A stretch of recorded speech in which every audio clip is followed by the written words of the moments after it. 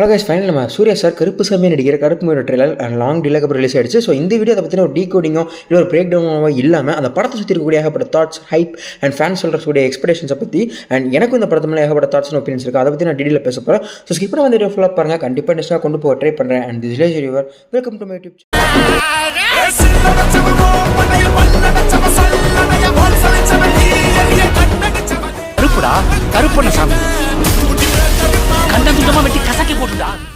Okay. கருப்பு இந்த படத்தோட ஸ்டார்டிங்கில் இருந்து இந்த படத்தை சுற்றி ஒரு சின்ன ஹைப் இருக்கிறத தாண்டி ஒரு சின்ன சலசலப்பு கண்டிப்பாக இருக்க தான் செஞ்சது. அதுக்கு ரீசன் இந்த படத்தோட ஹீரோவான சூர்யா சாரையும் தாண்டி இந்த படத்தோட டேரக்டர் இருந்தால் ஆர்ஜே பாலாஜி சார் தான்.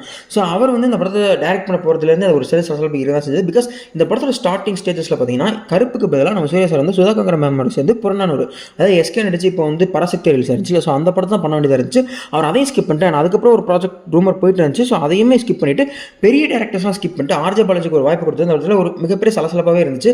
அதை பற்றி ஆர்ஜே பாலாஜிக்கிட்டே நிறைய பேர் போய் வந்து என்ன சார் அவங்களாம் ஸ்கிப் பண்ணிட்டு சூர்யா சார் எப்படி உங்களை செலக்ட் பண்ணணும்னு கேட்டதாலும் அவர் ஏகப்பட்ட இன்ட்ரெஸ்ட்டில் சொல்லியிருப்பார். ஆனால் அதை லைவாக நிறைய பேர் இன்டர்நெட்டில் பேசினதே நான் பார்த்தேன்.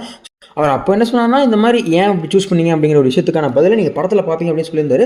ஸோ அப்போ சொன்ன அந்த ஒரு விஷயத்தை பற்றி இப்போ பார்த்தீங்கன்னா இப்போ படத்தோட songs and trailers, teaser, promotions எல்லாத்தையும் பார்க்கும்போது அவர் சொன்ன விஷயத்தில் ஒரு 50 to 60% தாண்டியாக தோணுது. ஸோ ஃபுல் படம் வந்தால் தான் ஒரு ஃபுல் வெயிட்டிங் என்னங்கிறது நம்மளுக்கு தெரியும்.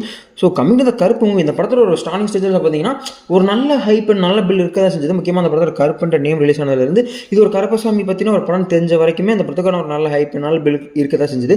எக்ஸப்ட் நாங்கள் 4 பேர் சாங்கை தவிர அந்த சாங்க்கு தான் போட்டு இழுத்து அடித்தாங்க. பட் அந்த அடியும் சமாளிக்கிற மாதிரி சாயா பேங்கர் கடைசியாக ஒரு 2 சாங் விட்டார். அந்த 2 சாங்கும் இன்டர்நெட்டில் எந்த அளவுக்கு எல்லாருக்கும் பிடிச்சிருந்துச்சோ அந்த அளவுக்கு எனக்குமே ரொம்ப பிடிச்சிருந்துச்சு. லிட்டரலி அந்த சாங்கை பார்த்து அந்த படத்துக்கே நான் ரொம்ப ஹைப் ஆகிடுன்னு சொல்லலாம். முக்கியமாக அந்த 2 சாங்ஸுமே கடைசி ஒரு நிமிஷம் ஆகக்கூடிய அந்த பீட், அந்த ஒரு விஷயத்தை எப்படி ஆர்ஜே பாலாஜி விஷுவலைஸ் பண்ணி வச்சிருந்திருப்பாரு. அந்த விஷுவலை பார்க்கறதுக்காக, அதாவது அந்த சாங்கோட சேர்த்து அந்த விஷுவலை தேட்டரில் எக்ஸ்பீரியன்ஸ் பண்ணுறதுக்காகவே இந்த படத்தை நான் போய் கண்டிப்பாக தேட்டரில் பார்க்கணும்னு பயங்கரமாக வெயிட் பண்ணிகிட்டு இருக்கேன். ஸோ முன்காலத்தில் ஏகப்பட்ட மூவிஸ்க்கு இந்த மாதிரி எக்ஸ்பெக்டேஷன் வச்சு ஏமாந்துருக்கு. ஸோ இது தடவை அது நடக்காமல் இருந்தால் நல்லா இருக்குன்ற ஒரு ஃபீல் தான் வருது. But RJ Balaji doesn't disappoint நம்புறேன். அவ்வளோதான். அடிக்க போகிறேன். பட் கருப்புங்க இந்த படத்தோட அந்த ஹைப் செக் அப்படின்னு எடுத்து பார்த்தீங்கன்னு வச்சுக்கோங்களேன், ஒரு மனசுக்கு எப்படி இந்த பல்ஸ் ஏறி இறங்குமோ அந்த மாதிரி இந்த படத்துக்கான ஹைப் வந்து ஒரு அப்டேட் வரும்போது ஏறும், ஒரு அப்டேட் வரும்போது இறங்கும் அப்படிங்கிற மாதிரி தான் இருக்கும். முக்கியமாக அந்த படத்தோட first single and second single வரும்போது உங்களுக்கு அது தெரிஞ்சிருக்கும். அண்ட் முக்கியமாக அந்த படத்தோட 3rd and 4th சிங்கிள், அதான் ரீசெண்டாக ஒரு 2 சாங் விட்டுருந்தாங்கன்னு சொல்ல தெரியுமா, அந்த 2 சாங்க்கு ஏற்படுத்தின அந்த ஹைப்பை இவர் இந்த ட்ரெய்லர் கொடுத்து கொஞ்சம் குறைச்சிட்டாரோ அப்படிங்கிற ஒரு ஃபீல் கண்டிப்பாக இருக்குது. ஸோ இது ஒரு ட்ரெய்லரோட ஒப்பீனியனை கூட நீங்கள் எடுத்துக்கலாம். பிகாஸ் ஒரு ஹோல் ட்ரெய்லருங்கிறது என்ன சொன்னாங்கன்னா ஒரு படத்தோட ஒரு ஃபேஸ் அப்படிங்கிற மாதிரி தான் மென்ஷன் பண்ணுவாங்க. இது நிறைய பெரிய டேரக்டர்ஸ் பேசி நீங்கள் பார்த்துருந்துருப்பீங்க. ஸோ அப்படி பார்க்குற சமயத்தில் ஒரு மிக்ஸ்டு ரியாக்ஷன் தான் கண்டிப்பாக கொடுக்குது. ஸோ ட்ரெய்லர் நல்லா இருக்கா இல்லையாங்கிறத தாண்டி ஒரு வைப்பாக இருந்துச்சுன்னு கேட்டிங்கன்னா கண்டிப்பாக ஒரு வைப்பாக ஃபீல் ஆகுது. அதே ஒரு பாசிட்டிவ் தான் பட்டுச்சு.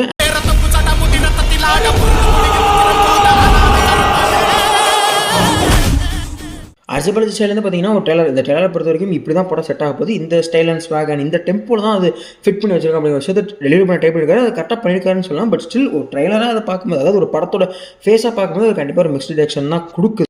ஹோப் படம் அப்படி ஒரு மிக்ஸ்டு ரியாக்ஷனோட முடிக்காது அப்படின்னு நான் நம்புகிறேன்.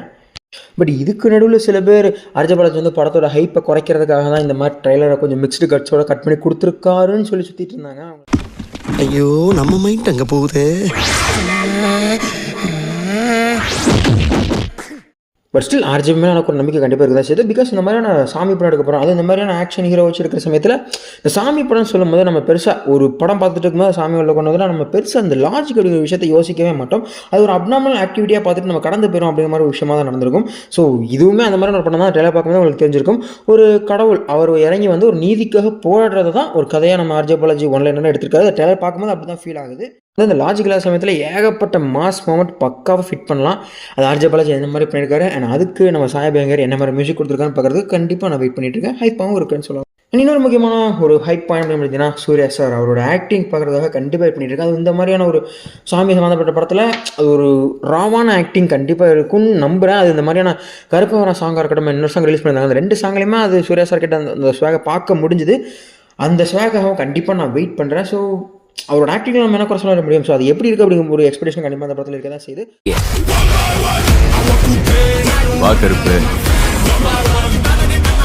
வெல்கம். ஸோ இப்படி ஒரு ஆக்டருக்கு கடைசி ஒரு 13 வருஷமாக ஒரு தியேட்ரிக்கல் பிளாக் பஸ்டர் இல்லை அப்படிங்கிறது ஒரு மிகப்பெரிய வருத்தமான விஷயமாக தான் எனக்கு அமைஞ்சிருக்கு. ஹோப் அந்த 13 years ஸ்ட்ரிக் இந்த படத்தோட உடையுது அப்படின்னு நான் சொல்லி நம்புகிறேன். அது கிட்டத்தட்ட இந்த 13 வருஷம் இந்த ஸ்ட்ரீக்கை எதிர்பார்த்து நம்ம சூர்யா சார் வந்து இந்த ட்ரெய்லரில் வந்து கொஞ்ச நாள் நான் இல்லை அதுக்குள்ளே இதெல்லாம் நடந்துருச்சா அப்படின்னு கேட்குற மாதிரியான சீன் நம்ம யார்ஜே வச்சிருக்காருன்னு நினைக்கிறேன். பட் ஸ்டில் அது கொஞ்ச நாள் இல்லை, 13 இயர்ஸ் ஆயிடுச்சு. Hope it breaks. 13 வருஷம். இந்த முறை நம்ம ஜெயிக்கிறோம் விடக்கூடாது, தூக்குறேன். ஓகே, எந்த காஸ்டிங் பார்த்து இவ்வளோ கடனானு தெரியல. பட் ஹீரோயினான த்ரிஷாவை பார்த்து செம்ம கடனாங்கன்னு நினைக்கிறேன். இன்டர்நெட்டை கூட பொறிச்சு எடுத்துருக்காங்க. ஸோ ஆஃப்லைனில் நடக்கிற விஷயத்தை தவிர்த்து பார்த்தாலும் கூட இந்த ட்ரெயிலரில் பண்ணக்கூடிய சில சீக்வன்ஸ் எனக்கே கிரிஞ்சியாகவும் ஒரு க்ளீஷேவா இல்லை ஒரு இரிட்டேட்டிங்காக தான் ஃபீல் ஆகுது. ஸோ ஹோப் பிக் ஸ்க்ரீனில் அப்படி ஃபீல் ஆகாமல் இல்லை இவங்களோட ரோல் கம்மியாக இருந்தாலே போதுன்னு நினைக்கிறேன். பிகாஸ் அது அப்படி ஃபீல் ஆச்சு அப்படின்னா மொத்த படத்தையுமே கெடுத்துரும். So coming out of that அடுத்து ஒரு முக்கியமான பாயிண்ட் அந்த படத்தோட எக்ஸ்பெக்டேஷனில் இருக்கிறது சாய் அபியங்கர். ஸோ இந்த விஷயத்தை யாராவது 6 மாதத்துக்கு முன்னாடி என்கிட்ட சொல்லியிருந்தேன், நானே உங்களை பார்த்து சிரிச்சிருப்பேன்னு தான் சொன்னேன். பிகாஸ் அப்போ ரிலீஸ் ஆன அந்த first single and second single பெருசாக என்னை சாட்டிஸ்ஃபை பண்ணல. அண்ட் அதை தாண்டி ஊரும் பெட்டுன்னு ஒரே ஒரு சாங்கை வச்சு ஒரு படத்தையே ஓட்டின சம்பவம் தான் பார்க்கும்போது இந்த படத்தில் இந்த பிஜிஎம்மில் ஒரு ஆர்ஆர் ஒர்க்ஸ் பற்றி எனக்கு பெருசாக எக்ஸ்பெக்டேஷன் கிடையாது. பட் இப்போ ரீசென்ட்லி ஒரு 2 சாங்காக இருக்கட்டும், ட்ரெயிலரில் போட்ட பீட் நோட்ஸாக இருக்கட்டும், ஒன்றுமே என்னை சர்ப்ரைசிங்காக இம்ப்ரெஸ் பண்ணிச்சு அப்படின்னு சொல்லலாம். ஸோ அதனாலே இந்த படத்தில் ஒரு கண்டிப்பாக மாசான எலிவேஷன் சென்ஸ்க்கு சூப்பரான பிஜிஎம் நான் ஆர்ஆர் ஒர்க்ஸ் பண்ணியிருப்பேன் நான் நம்புறேன். ஸோ அது ஒரு எக்ஸ்பெக்டேஷன் தான் இருக்குது. ஸோ இந்த ஒப்பீனியன் யாருக்காவது இல்லை அப்படின்னா கடைசியாக வந்து 2 சாங் நீங்கள் கேட்கலன்னு நினைக்கிறேன். இப்போ கேட்டு வாங்க, உங்களோட ஒப்பீனியன்ஸ் கண்டிப்பாக மாறலாம். ஸோ ஆர்ஜே பாலாஜி சார் வந்து இந்த படத்தை ஒரு நல்ல ஒரு கிராண்ட் ஸ்கேல் எடுக்க தான் ட்ரை பண்ணியிருக்காரு. ட்ரைலர் பார்க்கும்போது நல்லாவே தெரியுது.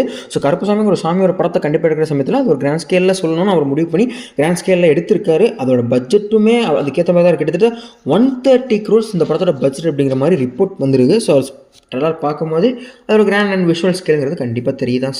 ஸோ இதெல்லாம் ஒன் பண்ணி அந்த ஒரு பிக் ஸ்க்ரீனில் என்ன மாதிரியான ஒரு விஷுவல் டேட்டா இருக்க போது ஒரு எக்ஸ்பெக்டேஷன் கண்டிப்பாக இருக்க தான் செய்யுது. பட் ஸ்டில் ஒரு பயமும் கண்டிப்பாக இருக்க தான் செய்யுது. அன்டில் இதை பிரேக் பண்ணி எப்படி நடந்து பார்க்கலாம். Apart from it's all Surya அப்படிங்கிற ஒரு மனுஷனுக்காக அந்த படம் கண்டிப்பாக ஜெயிச்சே ஆகணும். 13 வருஷமாக மனுஷன் ஒரு தேட்டிக்கல் பிளாக் பஸ்டர் இல்லாமல் இருக்காரு. அது கண்டிப்பாக அந்த படத்தில் உடஞ்சே ஆகணும். பிகாஸ் கனுகுவாவோட ஆடியோ லான்ச் இருக்கட்டும், ரெட்ரோவோட ஆடியோ லான்ச் இருக்கட்டும், அதில் பேசின சூர்யாவுக்கும் நம்ம கருப்பு படத்தோட அந்த ஆடியோ லான்ச்சில் பேசின ஒரு சூர்யாவுக்கும் கம்ப்ளீட் டிஃப்ரென்ஸ் நான் கண்டிப்பாக பார்க்குறேன். எல்லாம் நம்ம அன்பான ஃபேன்ஸ்க்காக. ஓகே, இது அந்த படத்து மேலே ஒரு சின்ன சின்ன ஒப்பீனியன்ஸ் இல்லை தாட்ஸ் உங்ககிட்ட நான் ஷேர் பண்ணணும்னு நினச்சது. ஸோ உங்களுக்கு இந்த மாதிரியான சில ஒப்பீனியன்ஸ் அண்ட் தாட்ஸ் இந்த படத்து மேலே ஏகப்பட்ட ஹைப்ஸ்லாம் கண்டிப்பாக இருக்கிற சேம். அது உங்களுக்கு ஏதாவது இருந்துச்சு அப்படின்னா கண்டிப்பாக கமெண்ட் சொல்லியிருப்பாங்க. அதை நானும் தெரிஞ்சுக்கிறேன், எல்லாம் தெரிஞ்சுக்கிட்டோம். ஏன்னா தானே இந்த வீடியோவில் ஏதாவது ஃப்ளாஸ் கண்டுபிடிச்சிருந்தீங்களோ இல்லை ஏதாவது விஷயங்கள் மாற்றணும்னு நினச்சிருந்தீங்கன்னா கண்டிப்பாக கமெண்ட்ஸ் பண்ணியிருப்பாங்க. அடுத்த வீடியோவில் கண்டிப்பாக இம்ப்ரூவ் பண்ண ட்ரை பண்ணிக்கிறேன். அண்ட் இதே மாதிரி இன்னொரு சர்வே சந்திக்கிறேன். ரிலேஷன் விஷயம் ஆஃப்டர்டா பாய்.